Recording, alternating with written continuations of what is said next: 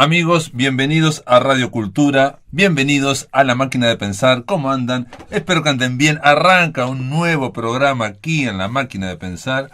Bueno, después de una semana pasada en que logramos, digo yo, porque llegamos a los 13 años y ya arrancamos el número 14. Este programa es especial y este programa comienza, amigos, de esta manera. Esto quiere decir, amigos, que estamos con El Avión de Papel, una edición especial de la columna de literatura infantil y juvenil que dirige Johanna Holt desde Maldonado. Johanna, ¿estás ahí? Estoy acá, ¿cómo andás, Pablo? Esperando acá a despegar El Avión de Papel. ¿Cómo andás? Lo más bien, esperando la versión extendida con una invitada de lujo. Una invitada de lujo. ¿A quién trajiste? Porque estamos aquí en teléfono y no sé quién está. Está Ana María Babosi, nada más y nada menos, que esta maestra, pionera. ¿Cómo andás? Quiero saludarla. Ana María, ¿cómo andás? ¿Cómo estás, Pablo? ¿Qué tal tanto tiempo? Tanto tiempo, qué bien escucharte. Encanta, y hola Johanna también. Saludos. Hola, buenas tardes, Ana María. Buenas tardes, muy bien.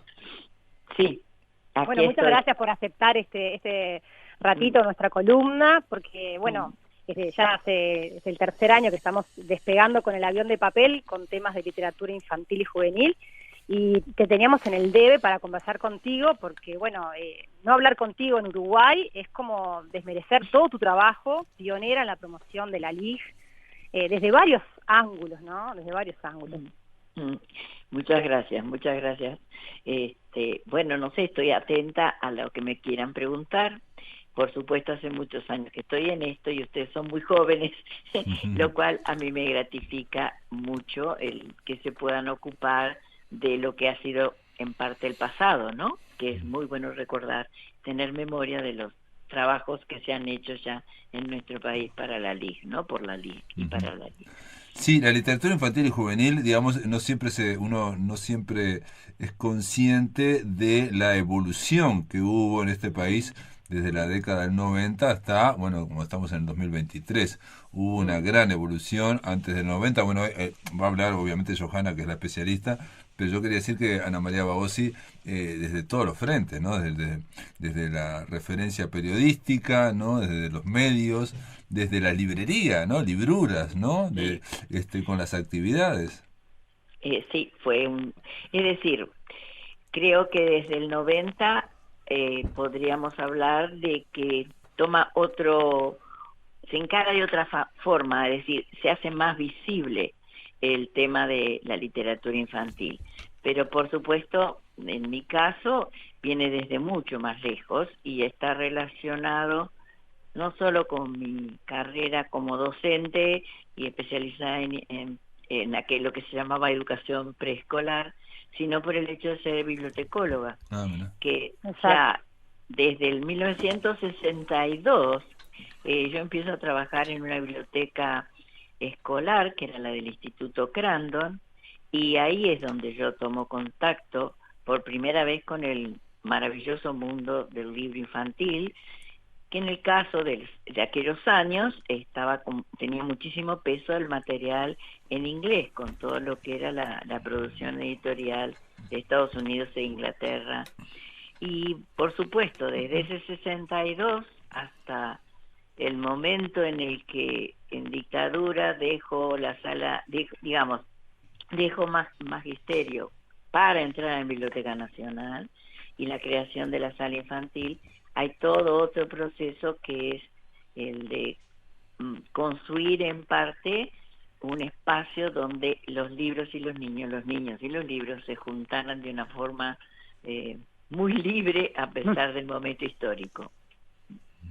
Y ahí va, son como, estás nombrando ciertos mojones en tu vida, pero bastante importantes que luego te incentivaron o te inspiraron para seguir desarrollando todo lo que se está haciendo.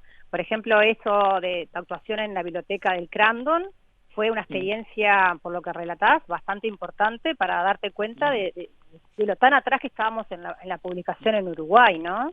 Exacto.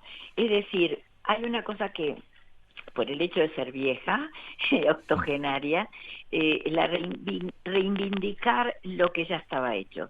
Si yo pienso que lo que era biblioteca para niños en nuestro país, en mi época de niña, estaba solamente el referente del Castillito, con una figura, con gente muy importante que hizo cosas muy maravillosas y quizás únicas en América Latina en su momento, por los años 40.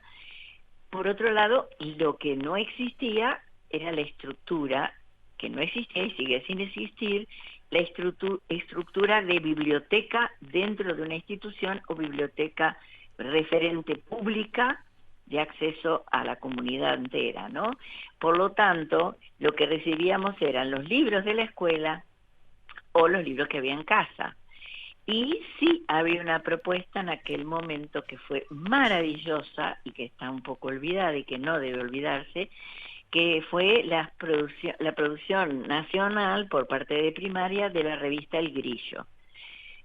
Yo recuerdo el día que me regalaron el primer Grillo, el número 1, y yo estaba en segundo año de escuela, lo que significó para mí esa revista, que era maravillosamente ilustrada, a todo color, y con una, digamos, una propuesta que empezaba con un cuento tradicional de los más maravillosos, seleccionados especialmente, y pasaba por una cantidad de ítems distintos que hacían que el niño que recibía aquello, que de pronto no lo terminaba de leer todo, pero iba a la casa, recibió un impacto muy grande en lo que tiene que ver con lectura para él o para los niños, y una producción estética como objeto que fue muy importante. Y no olvidemos que llegaron a ser hasta 80.000 y 100.000 ejemplares de la revista El Grillo. Eso marcó mi infancia.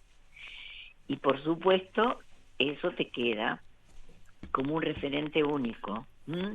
Y lógicamente, si a mí me preguntas qué es lo que marcó mi infancia, fueron los cuentos tradicionales, tanto aquellos que leí como los que contaba mi abuela o mi mamá. O sea, esos dos puntos que son fundamentales para me parece a mí, ¿no? Para enmarcar a lo que puede ser el futuro de una persona sensible a lo que viene desde la oralidad o lo que está impreso.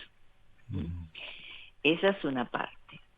Y, por supuesto, el momento, a que sean los años 60 y pico, cuando me recibo de maestra, hacemos la beca, la primera y única beca Fulbright de docentes a Estados Unidos. Ahí nos impacta ver la realidad de bibliotecas de verdad, no muebles llenos de libros encerrados, sino espacios físicos. Eso nos hace ver a todo el grupo una realidad que estaba distante y que sigue muy distante. Entonces, son mojones en mi vida que me llevaron después a tratar en lo posible, de ir enmarcando, tratando de capacitar, de motivar a otras personas para estas áreas, ¿no? Y no hablo porque si no ustedes no me pueden preguntar. No, está bárbaro. Bueno, ¿y qué piensa Ana María Babossi de las bibliotecas, no? Porque eso es como algo también dentro de las aulas, algo, bueno, un rincón de lectura, eso como que siempre uno está incentivando como mediador, ¿no? Pero ¿qué piensa Ana María Babossi? ¿Cómo está la biblioteca escolar hoy o qué pasa hoy en Uruguay con ese tema? Bueno, ese es uno de mis temas. Yo siempre digo que soy una gran fracasada porque amé, y no solo yo, todo el staff de bibliotecólogos y docentes que formamos la sala infantil en un momento terrible, lo dejamos después. Nosotros renunciamos en democracia porque la sala infantil se quería sacar a toda costa de la Biblioteca Nacional. Y pasó encerrada como 2 años empaquetada. Ese es un fenómeno muy triste y se da muy frecuentemente en nuestro país. De la misma manera, y esto lo quiero decir, estaba en la Biblioteca Nacional la sala estudiantil. La sala estudiantil estuvo más años empaquetada, guardada, sin destino.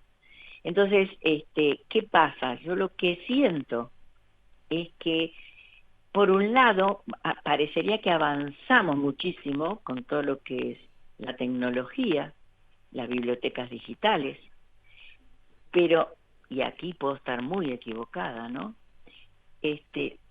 Nos enfrentamos a que la inexistencia de un modelo, como debe ser, a mi entender, un espacio físico dedicado exclusivamente para el encuentro de la lectura con niños y jóvenes, esa falta de modelo puede llevar a que, en cierta manera, por lo menos confundan lo que me parece a mí, que es el proceso lector en cualquier niño o joven, niño, ¿no? Entonces, a ver, lo que yo estoy diciendo no es ningún invento mío. Vivimos copiando modelos de los países desarrollados, ¿cierto? Vivimos copiando modelos de todo tipo. Pero no se nos ocurre hincar el diente un poco por qué los países desarrollados tienen sistema de bibliotecas en los barrios, en las escuelas, en todos lados. Entonces me pregunto, ¿qué nos está pasando con eso? Yo a veces digo que somos como analfabetos en todo lo que es concepto de biblioteca. No tenemos un modelo real de biblioteca de acceso a toda la comunidad, ¿no? Y no estoy hablando de una mega biblioteca, estoy hablando de una biblioteca que pueda, como espacio físico, ser un modelo al cual asistan los ciudadanos a ejercer sus derechos como ciudadanos, porque los ciudadanos tienen el derecho, deberían tener el derecho a tener bibliotecas, y de esa manera se puedan repetir esos modelos, y no con voluntariado, no con el entusiasmo de algunos pocos. Esto tiene que ser una política de Estado. Perdón, pero Ana María, pero cuando decís de la sala, o yo no te comprendo bien, digamos, de la disponibilidad física, que cómo puede afectar eso la comprensión lectora o el aprendizaje lector de los más jóvenes. No sé, a ver, el problema es el siguiente: cuando uno lee teoría de afuera, hay una fuerte hay fuertes experiencias. Por ejemplo, menciono a Michelle Petit, que es una de las referentes muy importantes, y ella muchísimo de sus estudios sobre los lectores y todo lo que produce la lectura parte del lector que está en la biblioteca, que es usuario de biblioteca. Entonces, por el acceso, ¿no? Por tener más acceso. Exactamente. Si tú a un niño desde la etapa inicial lo acostumbras de pronto a un espacio lindo, donde una determinada maestra tiene libros lindos, pero ese niño luego pasa a otro nivel y esa maestra no tiene los mismos intereses. Eso estoy diciendo algo que viví muchísimas veces.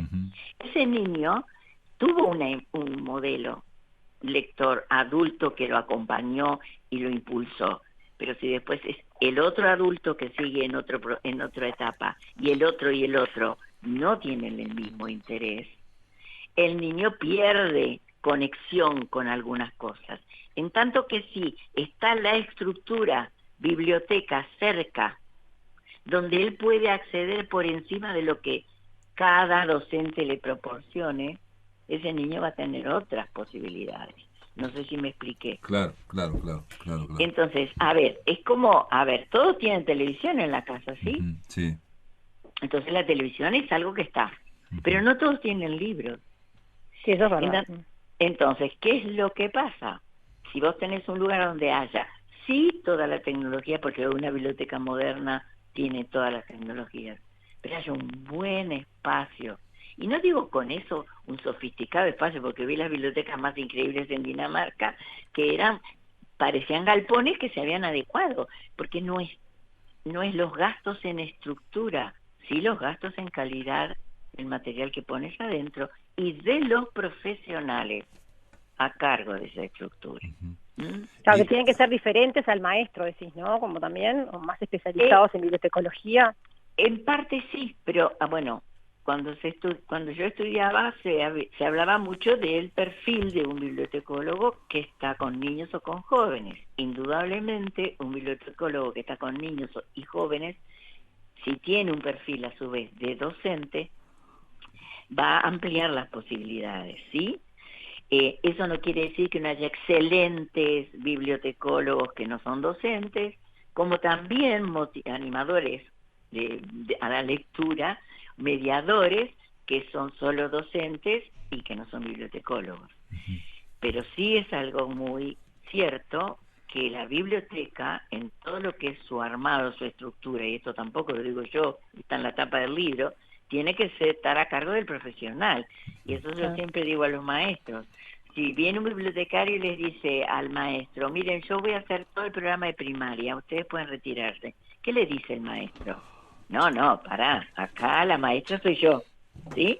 Entonces, pero sucede en nuestro país que los maestros terminan considerando que pueden ser los que organizan y dirigen una biblioteca, que sucede a veces.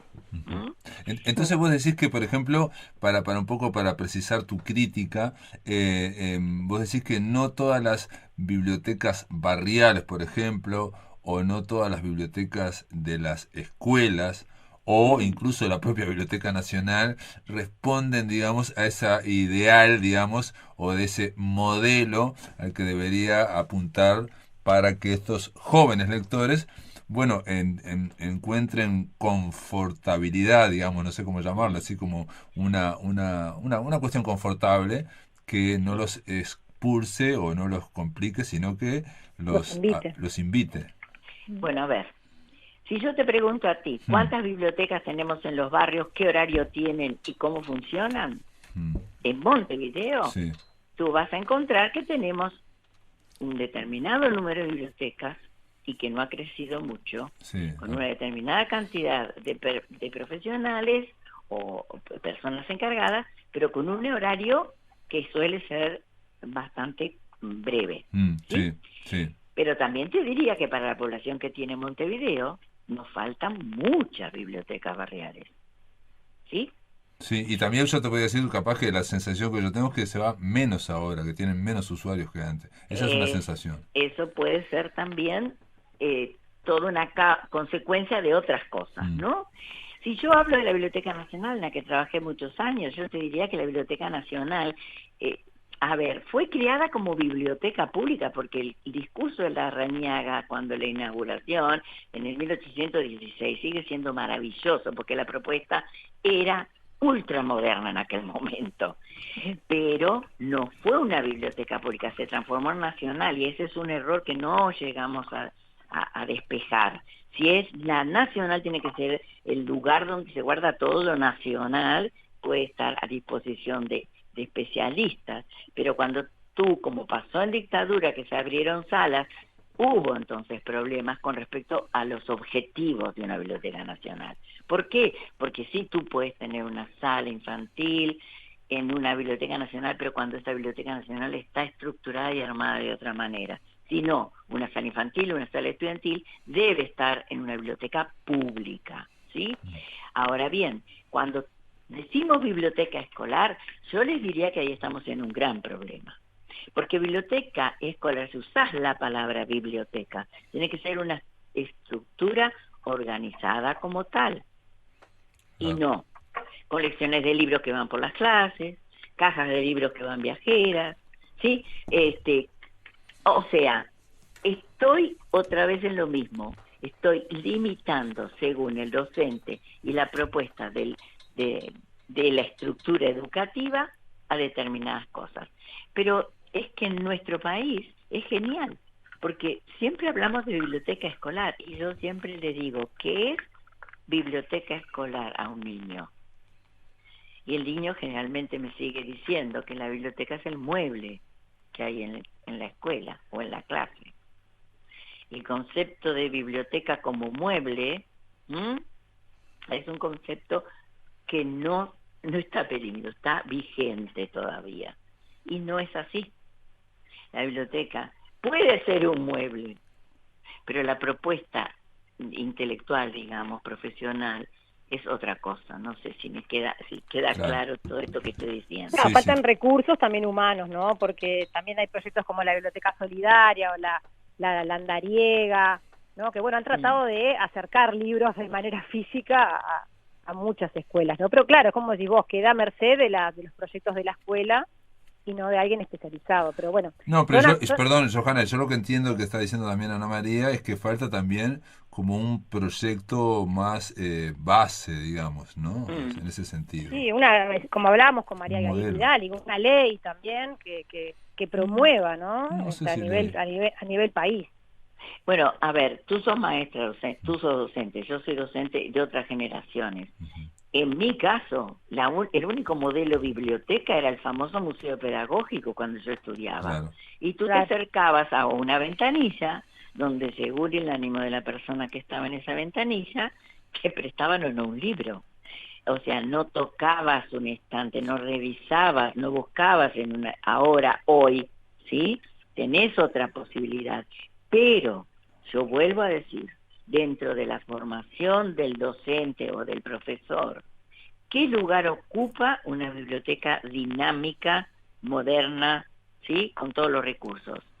Y yo les diría que no es tan fácil que el docente termine como sucede en otros países, siendo asiduo, ¿sí? Un asiduo lector de biblioteca para informarse y para recrearse, porque esa es la otra, ¿sí?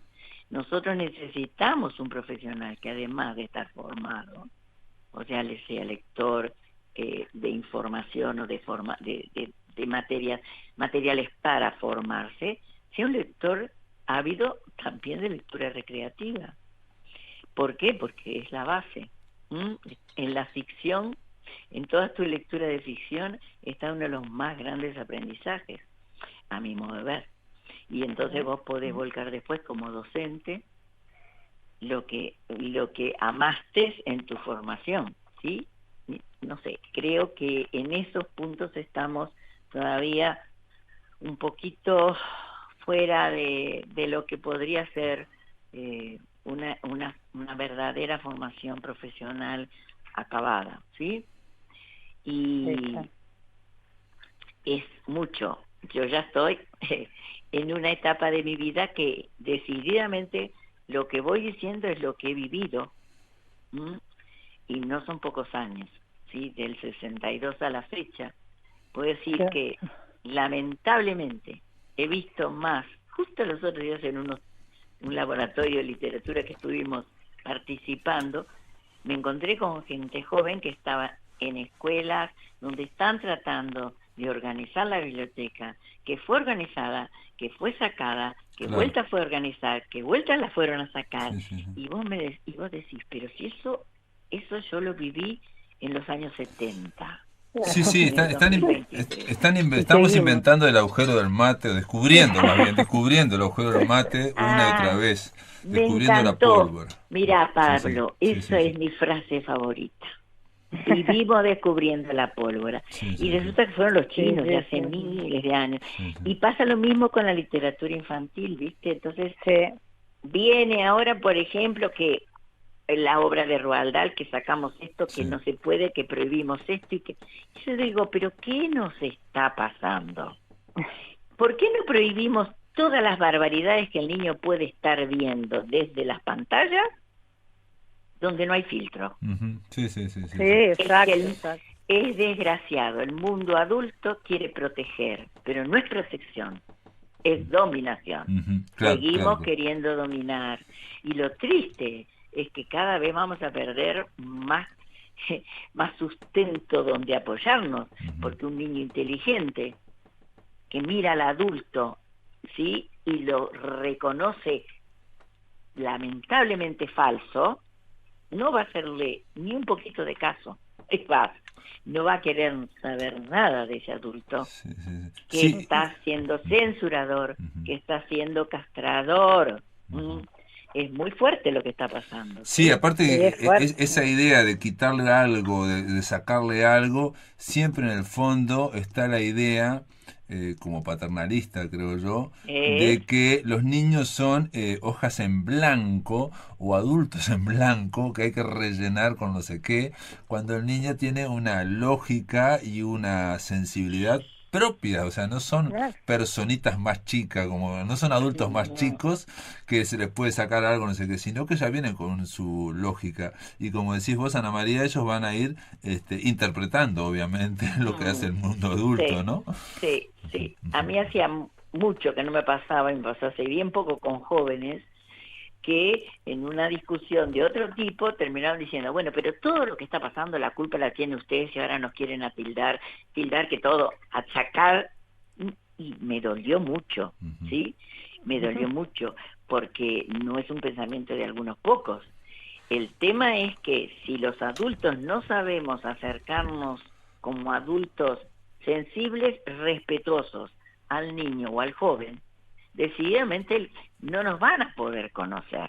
Claro. No. Claro, y Lo que traduciendo todo, ¿no? Dándole es, siempre todo masticado. Ujú. pero Este, además es tan triste, porque ¿qué modelo?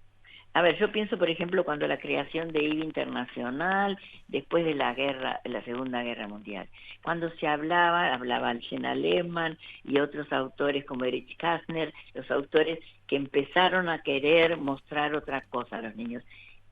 La pregunta era, ¿qué le podemos decir a los niños que fuimos un modelo que los hambrió, que los mató, que mató gente?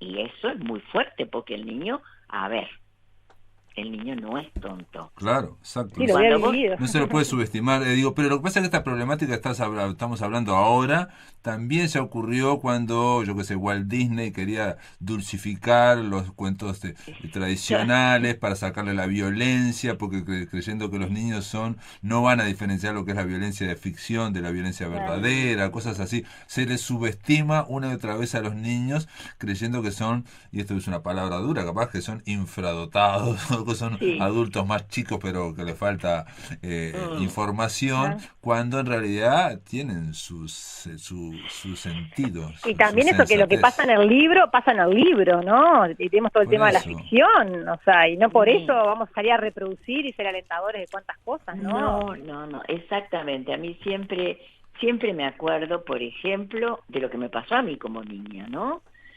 Cuando yo tuve una maestra que era muy linda, venía preciosa a la escuela, te estoy hablando, yo tendría unos 9, 10 años.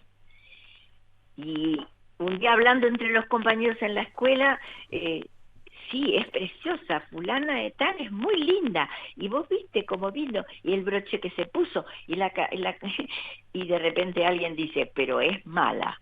Entonces nosotros, ¿es mala? Sí, y vos fijaste que dijo esto y hizo esto.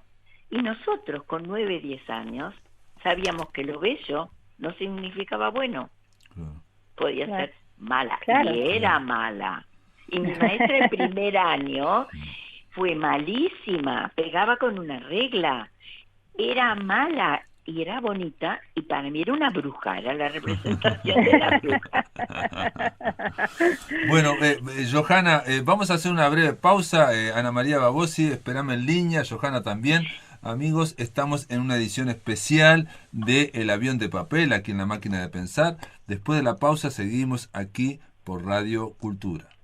Muy bien amigos, continuamos en La Máquina de Pensar, estamos conversando aquí en Radio Cultura en El avión de papel, el espacio dedicado a la literatura infantil y juvenil. Estamos con Johanna Holt desde Maldonado y entrevistando, conversando con Ana María Babosi, que estábamos en el bloque anterior. Bueno, Ana María, vos dejaste muy claro, por lo menos para mí, que la crítica que haces al modelo de bibliotecas que se implementa en Uruguay, tiene las mismas características, las mismas falencias que tiene, muchas cosas que ocurren en el Estado y en la cultura y en los medios públicos, diría, en distintas partes del Estado, donde se hacen de repente buenos proyectos, buenas iniciativas, pero cambian las administraciones o cambian el jerarca o cambia o lo que fuere, y entonces todo es como una especie de volver a empezar y a descubrir la pólvora o a descubrir, yo decía, el agujero del mate. Mi pregunta es, capaz que me voy muy atrás, pero me quedó la curiosidad o el interés realmente de que dijiste que la sala infantil de literatura infantil, de biblioteca, de literatura infantil en la Biblioteca Nacional fue creada en la dictadura. O sea, bajo la dictadura, en el momento más oprobioso de la historia uruguaya, se hace esa novedad. ¿En qué contexto, cómo fue que apareció y cómo fuiste después vos a trabajar ahí? Bueno, a ver, esa es una muy buena pregunta y además me gusta contestarla porque personalmente viví en mi país con mis hijos y mi marido en la dictadura, pero no estaba de acuerdo con la dictadura. Tuve problemas en primaria, por eso renuncié en primaria por problemas también de tipo lamentablemente de la dictadura, pero como tenía el cargo de bibliotecóloga, ingresé a Biblioteca Nacional un 1 de septiembre. Y por estas cosas que a veces me pregunto, son azar de la vida, del destino, lo único que había quedado asentado cuando yo presenté mi hoja de trabajo anterior, que además de ser bibliotecóloga, era maestra. El 22 de septiembre, el día del maestro, me llama el director en ese momento, Arturo Sergio Vizca, que fuera rápido al ministerio, nunca había entrado al Ministerio de Educación y Cultura, que había una reunión de apuro con el ministro, porque había un interés del coronel, que en ese momento era el interventor, de crear una biblioteca infantil dentro de Biblioteca Nacional. Imagínense ustedes que esa llamada telefónica me la voy a acordar mientras viva, porque fue como que me hubieran dado un mazazo en la cabeza, sí. Porque incluía muchas cosas, y me llamaban a mí por ser maestra. En esa reunión estaba en ese momento el coronel Barba, y que le teníamos todos miedo. Apareció uniformado además, cosa que también me impactó mucho, pero estaba ministro, director de cultura, autoridades que yo nunca había visto. Y en ese momento dije, ¿qué hago yo acá? Pensaba para mí adentro. Y Vizca, que me había hablado en un momento al principio de cuando ingresé, él me había dicho, mire Babosi, que acá en la Biblioteca Nacional usted va a ir a Sala Uruguay porque no va a haber ninguna posibilidad de nada con niños, porque yo le había planteado la posibilidad de pronto hacer algo con niños. Bueno, lo cierto es que en ese momento el coronel dice, la Biblioteca Nacional es un gran monumento de mármol, el que uno entra y es fría y ve todos los cajones y abre el cajón y ve cantidad de tarjetas y no sabe qué hacer, y después pregunta a alguien y ese alguien no le responde. Dice, hay que crear una generación de niños que no le tengan miedo a la Biblioteca Nacional. Impresionante. Y para mí sí, bastante. Y ¿saben qué? Eso fue como otro mazazo, porque además, por mi temperamento, yo automáticamente dije, perdón, pero la verdad es que hay que crear generaciones de niños que no le tengan miedo a ninguna biblioteca. Y ahí me dijo, ¿usted quién es? ¿Cómo se llama? Y haga un proyecto para la semana que viene. Qué bárbaro. Eso fue muy, muy fuerte, porque yo ya supe ahí que tenía el destino remarcado para cuando terminara la dictadura, que fue así. ¿Qué quiere decir con eso? ¿Qué quiere decir? Y porque soy uruguaya, me siento muy, que quiero mucho a mi país, pero conozco que tenemos eso. Tenemos una costumbre de seguro fue en dictadura, bueno, hay que cuestionarlo. Perfecto. ¿Sí? Perfecto. Claro. Sí. O sea que sí. eras consciente que ibas a De hacer que un iba a pasar, proyecto de y que que ese iba proyecto a cuando se pasar, terminara la dictadura, iba a pasar. inevitablemente en la democracia lo iban a, lo que fuera iban Y a cambiar. quiero decir que hubo una de Claro. las asambleas más grandes de las que participé en mi vida en Biblioteca Nacional, más de 100 y pico de personas, asamblea de verdad, donde todos y profesionales y administrativos no querían bajo ningún concepto que la biblioteca saliera. Ujú. Claro. O sea que eran conscientes de que el servicio había cumplido casi 10 años de un servicio para los niños y para los docentes y para los padres y para ¿En todos. qué año fue, Sí. en qué año fue que arrancó? Empezó todo en el 77, entré yo, la sala infantil se abrió en el 78, en mayo, y en el 87 estábamos yéndonos. Perdón, y entonces en el 87, ahí estamos hablando que el director de la Biblioteca Nacional era Fierro. Sí, exactamente. Fierro era. Y, a ver, entonces empezó todo lo que es la maravilla burocrática de nuestro país, ¿sí? La Biblioteca Nacional pasó a, que era del instituto, pasó a depender de golpe, estaba dentro de la Biblioteca Nacional, pero pasó a depender del Instituto del Lic. Porque como no querían a la biblioteca, pero resulta que no la querían, pero estábamos ahí adentro. No nos conseguían otro espacio físico, nos mandaban buscar casas y después las casas resulta que no servían. Entonces era algo bien, pero era como para escribir una novela de terror. Perdón, de que, Ana María, cuando decís que a la biblioteca no querían, es la biblioteca infantil Infantil, dentro sí. de la Biblioteca Nacional. Seguro, Querían sacar a la biblioteca infantil de la Sí. Biblioteca Nacional y entonces la pusieron en el Instituto Nacional del Libro y ahí empezaron a buscar casas por un lado o para el otro. Seguro, pero físicamente el Instituto Nacional del Libro en ese momento, que primero estuvo Fatoruso, no tenía espacio físico para nosotros. Entonces, administrativamente dependíamos del Instituto Nacional del Libro. Claro. Pero físicamente seguíamos en Biblioteca Nacional. Y llegaban a tener más de 7.000 títulos, por lo que leí. Está Sí, impresionante el más acervo. de 7.000 libros, y nosotros teníamos un promedio diario de no menos de 4 a 6 escuelas de visita, digamos, está. grupos escolares. Nosotros trabajamos con miles de niños, además cuando después del primer año quedamos devastados de tanta cantidad de chiquilines, nosotros decimos, bueno, muy bien, vamos a hacer un programa profesional. Esta biblioteca está enmarcada en el barrio El Cordón, vamos a atender a la zona prioritariamente 10 cuadras a la redonda, donde iban una cantidad de escuelas y colegios privados, y luego vamos a hacer un espacio para otras escuelas. Pero la estructura, el gobierno tienen que entender, a ver, los que estén en cabeza, que esta biblioteca no puede atender a todo Montevideo. Claro. Y no. Entonces, que tenía que crearse nuevas estructuras. Bueno, ahí me quedé sentada toda mi vida esperando, ¿no? Perdón, Ana María, entonces cuando vino la democracia te dijeron, digamos, eso fue Enrique Fierro, y te dijeron alguna cuestión de por qué o no, o por qué no querían la biblioteca, que era algo infantil. No. Lo triste era que no cumplía con los cometidos de Biblioteca Nacional, ¿sí? Ese era uno de los cometidos, de las cuestiones. Lo mismo pasó con la estudiantil. La estudiantil tenía 300, 400 estudiantes liceales todos los días. Era una maravilla. ¿Y esa estaba en la Biblioteca Nacional también? Sí. ¿Y sí. la llevabas vos también?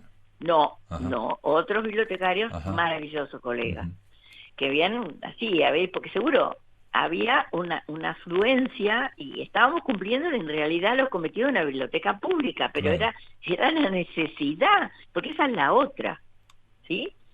Si había tantos niños, ¿por qué había tantos niños? ¿Porque regalábamos caramelo? No. Más allá de las políticas culturales, sí.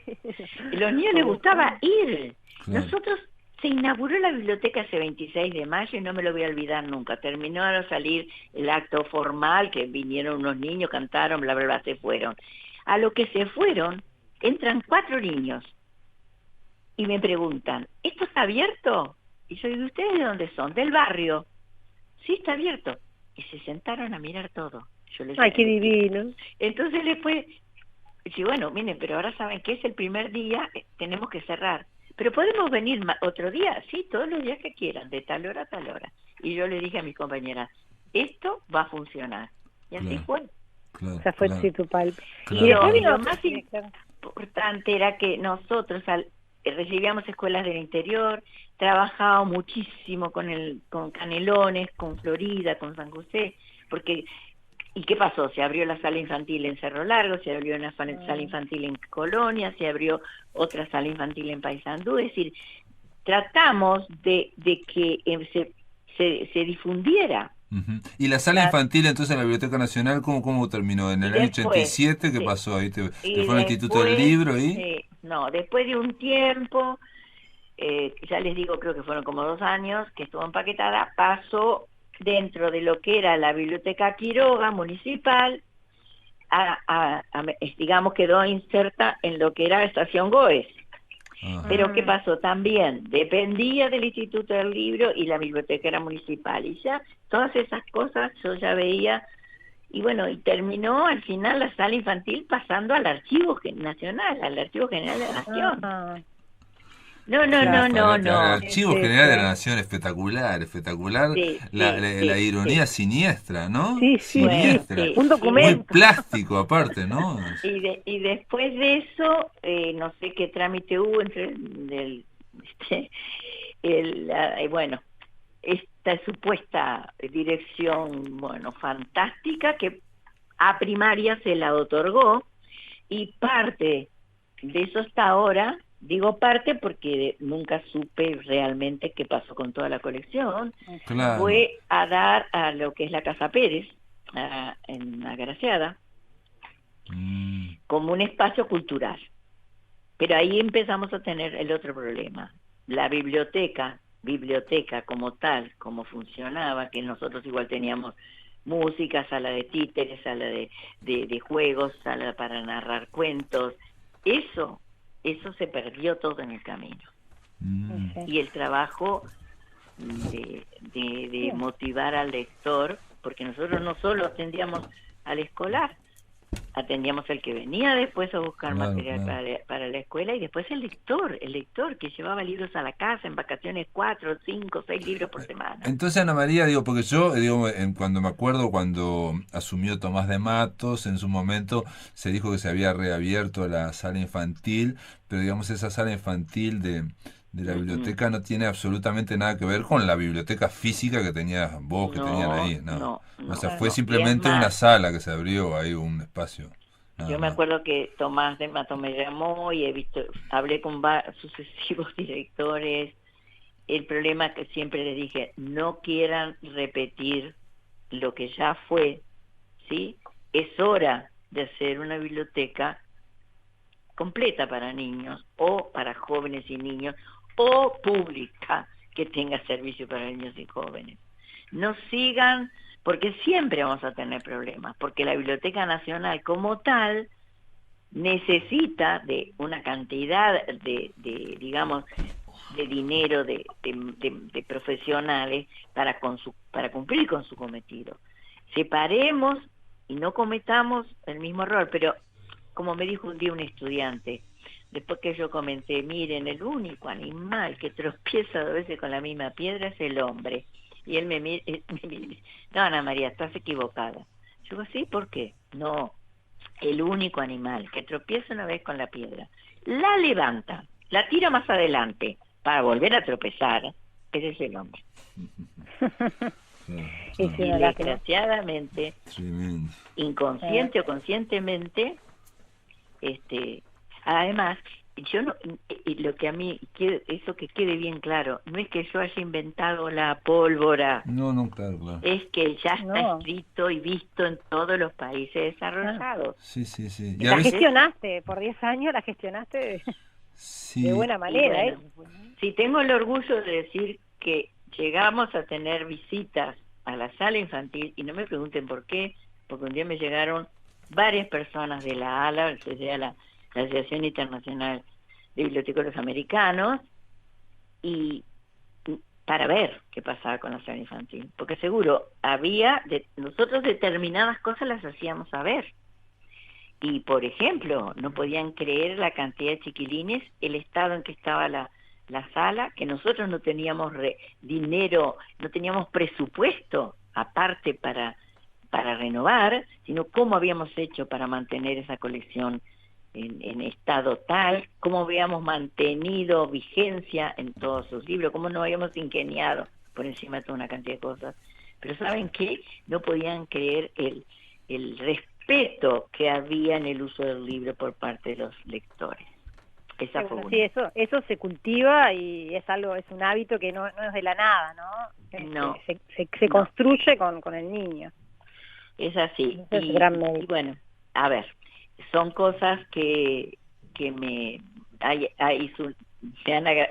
agradezco muchísimo a Jacqueline Ramos, una estudiante que para recibirse usó la tesis levantando la historia de la sala infantil, pero a su vez hizo una cantidad importantísima de entrevistas a los que en este momento son cuarentones o cincuentones, pero que fueron lectores de la sala.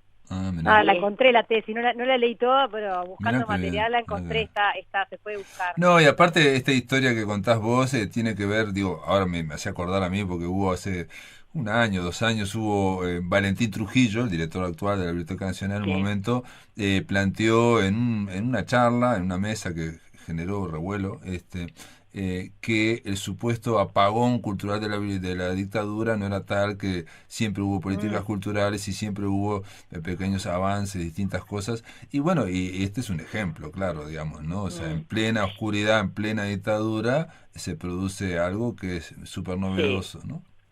Sí, porque había algo que era muy fuerte y era es decir, los niños y justamente un adulto que estaba reprimido, pero el niño en la sala, los niños actuaban bajo otra. Por ejemplo, había un estante abierto de educación sexual con un cartel que decía educación sexual, y eso en ese momento, y bueno, amparaba en que estábamos dentro de la Biblioteca Nacional. Estaban todos los autores nacionales, incluyendo Valdía, incluyendo a Serafín J. García, incluyendo a Paco Espínola, todos estaban. ¿Por qué? Porque yo aclaré con la Dirección de Biblioteca Nacional. Vamos a tener todos los autores porque esto es Biblioteca Nacional. Y yo no tuve censura. No tuve censura en ese momento. Bien. Y bueno, por otro lado, los niños entendían que era un lugar donde se sentían cómodos y podían hablar y podían encontrar y podían leer otras cosas. Eso fue como un acuerdo tácito entre niños y adultos. Y fue muy bueno. Y por eso, cuando hacíamos el famoso concurso de cuentos, que no era el concurso para ganar el primer premio ni la bicicleta, sino que tenían que escribir ahí, en presencia de los adultos, y fue nacional después, y tenían que escribir lo que quisieran ellos. Podía ser una historia real que le hubiera pasado o ficción. Y ahí, en el segundo concurso, en 1980, una niña escribió Libre. Y ese es uno de mis momentos más maravillosos y más duros, porque escribió sobre por qué había gente presa. Y la niña era de San José, donde está el ¿Y qué pasó con el cuento? ¿Y qué pasó? Y bueno, y tuvimos... ¿Está publicado? Está publicado en lo que fue aquella publicación de la Biblioteca Nacional, pero lo tengo a disposición porque yo tengo guardados esos ejemplares. Pero entonces fue publicado en el año 80. Sí, ¿verdad? Bueno, porque seguro ahí vino todo un entretejido entre los tribunales que venía aprobado desde la selección desde San José, lo leímos en tribunal en Montevideo y después seguro había que ir a hablar con el coronel de turno. Y bueno, impresionante. Te dio el aval. Y sí, ¿por qué? Porque el papá de esa niña era militar. Impresionante, Ana María. Eso te pone una y otra vez frente a la idea de que cosa que ya sabemos, que la realidad es mucho más compleja y tiene muchísimo más matices de las que normalmente para manejar la realidad nosotros las clasificamos obviamente en etiquetas y decimos la dictadura empezó acá, terminó allá, ahí empezó la democracia, empezó todo eso, lo cual es cierto, para manejarlo está bien, ¿no? Pero cuando acercás el microscopio ves que es mucho más complejo. Pero es que además los que estábamos ahí adentro, teníamos bien claro, como adultos, que vivíamos en un momento de represión y dictadura. Claro, Yo era madre, claro. mis hijos iban a la escuela, Claro. a mi hijo es decir, y al liceo, pero eso no quita que tú estés haciendo tu tarea profesional Claro. por encima de muchas otras cosas. Ujú. Claro. Y eso lo perciben, los primeros que perciben eso son los niños. Claro. ¿Mm? Es que en la escuela te censuraban ciertos autores. Yo me acuerdo de la experiencia personal de llevar lo que había en casa y me dijeron, esto no, el Principito no, llévalo. Y no entendías bien por qué, era una cosa tan linda y y en la escuela del primero había una lista, estos libros no. Pero por supuesto, y cuando al Perico le hicieron pegar las páginas, porque no querían que leyera la chacra, creo que era, y mis hijos me acuerdo que vinieron y ya se habían leído todo y me decían, mamá, ¿por qué lo tenemos que pegar si ya lo leímos y no dice nada mal? Claro. Es decir, ¿Qué es lo que está mal? Es muy fuerte y además, es fuerte para un niño. Yo siempre pienso, ¿no? Como en las guerras, como en el nazismo, el fascismo, es decir, estás bajo la pata de todo ese sistema, pero las personas están tratando de sobrevivir y hacer cosas que los mantengan vivos y con una propuesta para los otros. Exacto, usando todos los márgenes o todos los vericuetos para poder, digamos, proyectar que es algo más, ¿no? Que no se está acatando todo. Lo que escribieron los niños en ese periodo fue impresionante. Nosotros llegamos a tener 18.000 hojas escritas por niños de todo el país. Wow. Mi idea era que cuando llegara la democracia pudiéramos hacer un estudio con distintos profesionales de distintas áreas para ver qué había pasado. Porque, por ejemplo, en la primera etapa, en el primer concurso y en el segundo, había muchísimos niños que no querían seguir viviendo en este planeta, que aspiraban a irse de este mundo porque acá había guerra y se estaba mal. Es decir, los niños eran conscientes de que había cosas horribles que estaban pasando. Pero después, ¿saben qué? Cuando nosotros renunciamos, creo que las 18.000 hojas fueron a dar pulpa de papel. Fueron a dar pulpa de papel.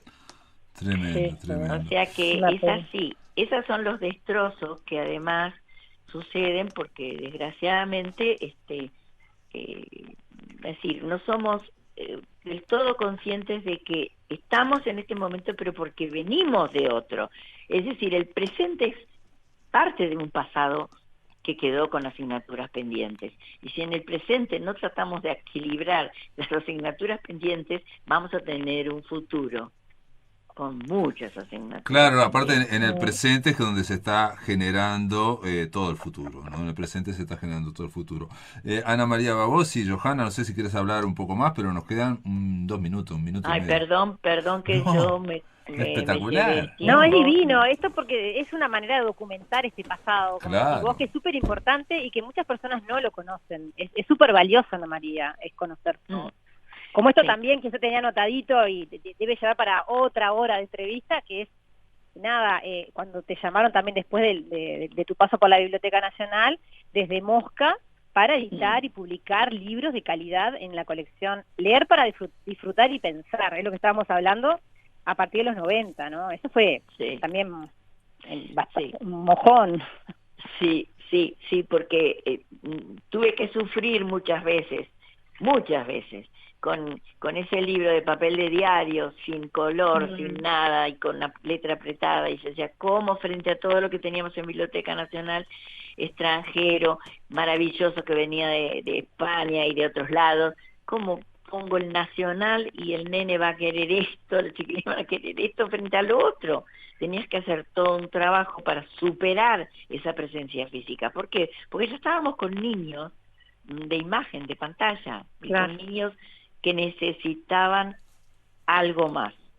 Eso no quiere decir que el Juan el Zorro con papel de diario no haya causado la maravilla y lo llevamos al teatro. Ellos mismos adaptaron, hicimos la obra de teatro en la Sala Baferreira, pero habría que hacer todo otro trabajo que de pronto no siempre decías vos, merecen los chiquilines, porque sabías que ya había escritores, que ya había ilustradores, que se podía hacer. Bueno, Bueno, digo, eso da para otra charla, Ana María Esa da Babosi, para porque otra charla. está espectacular la charla, pero bueno, se terminó el tiempo, se terminó, no, no no, podemos no, seguir, perdonen a no ustedes podemos por seguir. haberme entendido. Y No, no, no. agradezco muchísimo la amabilidad que tuvieses tú, Johanna, y tú, Pablo. Y bueno, ya nos encontraremos. Sí, sí, sí, podemos hacer otra charla en otro momento digamos, pero me pareció muy interesante, realmente muy interesante. No sé, Johanna, ¿querés decir algo ya? Sí, bueno, que la vamos a encontrar en cualquier momento, porque aparte ella siempre está en muchas jornadas, conferencias, seminarios, porque no para, ¿no? No para de Dale, transmitir su perfecto, experiencia, perfecto. así que Bueno, la vamos a ver en notable. cualquier momento. Bueno, Bueno, un abrazo grande a Ana bien, María Babosi, saludo también a Johanna Holt. Se terminó la sí. máquina de pensar, amigos, y nada, que lo pasen muy, pero muy bien.